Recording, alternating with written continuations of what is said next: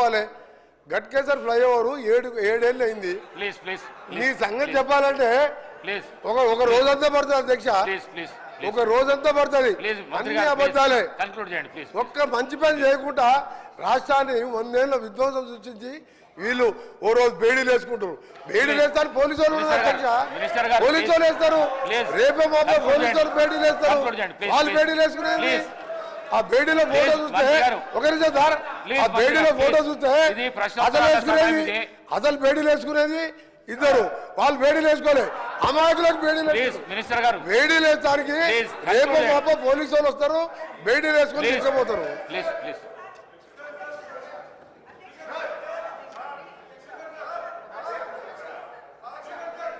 హరీష్ రావు గారు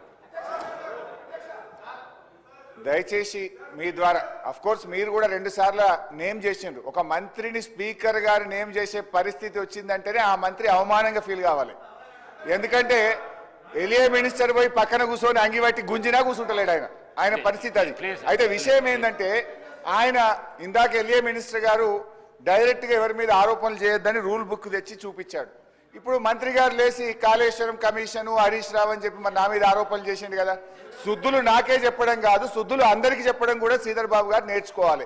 ఇప్పుడు ఆ విషయం కూడా మంత్రి గారు నా మీద చేసిన ఆరోపణల మీద చర్చ పెట్టండి, ఆన్సర్ ఇస్తా.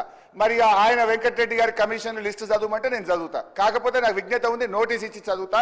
దయచేసి వారు మాట్లాడినటువంటి అన్ని వ్యాఖ్యలు, ప్రశ్నకు సంబంధం లేని వ్యాఖ్యలన్నీ కూడా సభ రికార్డుల నుంచి తొలగించాలని మీ ద్వారా కోరుతున్నా.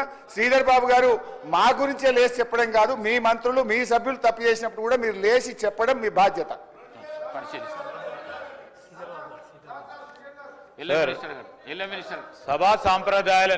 సభా సాంప్రదాయాలకు సంబంధించి రూల్స్ ప్రొసీజర్కి సంబంధించిన అంశం విషయంలో మేము వారికి కూడా తెలియజేస్తామని అధ్యక్ష, ఎవరైనా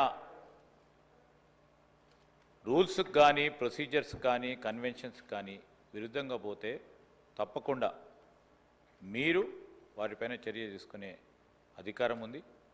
ఎవరు అయినా కూడా అస్పర్షన్ చేసినా తప్పకుండా రికార్డులను తొలగించండి అధ్యక్ష. మేము కూడా ఖచ్చితంగా కూడా దానిపైన నిలబడతాం. ఎందుకంటే సభా సాంప్రదాయాలను పాటించాలి, డెమోక్రటిక్ స్పిరిట్తోనే ముందుకు వెళ్తామని నేను గౌరవ సభ్యులు హరీష్ రావు గారికి కూడా తెలియజేస్తాను.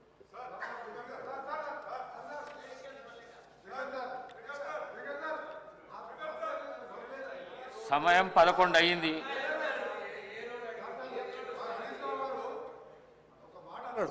దానికి ఒక్కటే సమాధానం చెప్ప ఆయన ప్రతిపక్ష నాయకుడు మాట్లాడేవాడిని.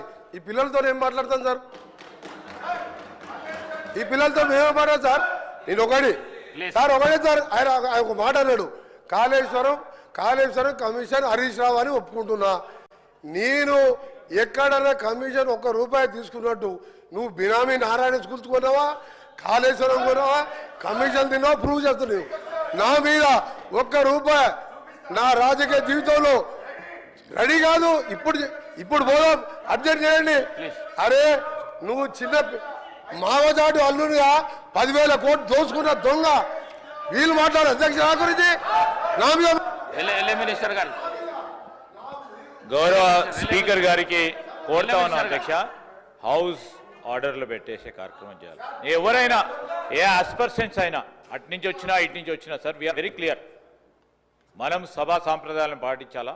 డెఫినెట్లీ ఎవరిపైన ఎవరు ఆరోపణలు చేసినా దానికి సంబంధించి మీరు రూల్స్ ప్రకారం ఏ విధంగా మీరు చర్య తీసుకోవాలనో, ఏ విధమైన స్టెప్స్ తీసుకోవాలనో తప్పకుండా చేయండి అధ్యక్ష. We're very clear, we're very open.